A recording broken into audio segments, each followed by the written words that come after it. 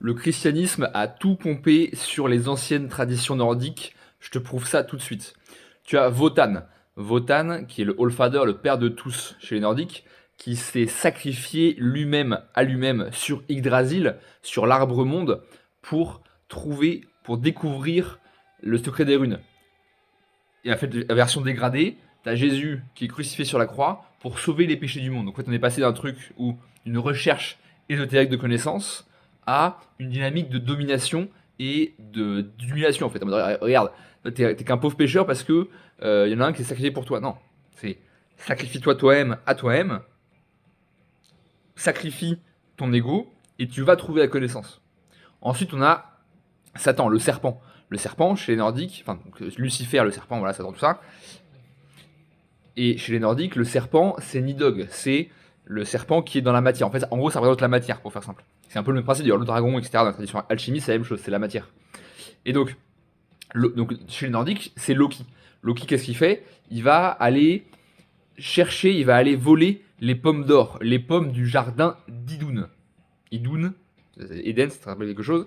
Et c'est drôle parce qu'on retrouve ça dans les traditions celtes, avec Avalon, les pommes d'or, les pommes mythiques qui donnent la jeunesse éternelle, comme chez les Nordiques, les pommes que les dieux mangent pour garder la jeunesse éternelle. La pomme, quand tu prends une pomme, tu regardes à l'intérieur, quand tu la coupes en deux, par le milieu, tu as un pentacle. En fait, ça veut dire la connaissance sacrée, la connaissance secrète. Et tu as aussi chez les Grecs le jardin des Hespérides, avec encore une fois les pommes que les dieux mangent pour la connaissance.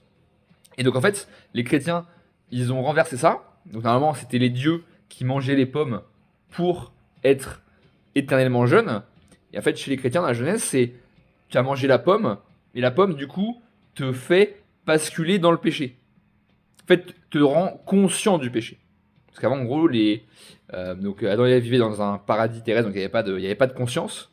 Et le fait de manger la pomme leur a donné la conscience du péché. Donc encore une fois, on voit qu'il y a une dégradation entre d'un côté les pommes qui donnent la vie éternelle, littéralement qui rendent les dieux immortels. Mais en fait, quand on regarde au niveau magique, c'est que ils sont toujours renouvelés. C'est-à-dire qu'il n'y a pas de connaissance, il n'y a pas de mental qui reste stocké. Et donc la connaissance est toujours, enfin circule en fait. Il n'y a pas de je reste bloqué dans mes connaissances et je reste là-dessus. Non, j'avance toujours et la vieillesse en magie, c'est ça, c'est je reste bloqué sur mes acquis et j'arrête d'avancer. Alors que non, le but c'est de toujours avancer. Et donc, encore une fois, on a ce renversement entre d'un côté les pommes qui donnent la sagesse éternelle et de l'autre, chez les chrétiens qui ont dit les pommes donnent créent le péché originel. En fait, on voit bien que ça a été changé, ça a été utilisé pour passer d'une tradition d'élévation spirituelle, une tradition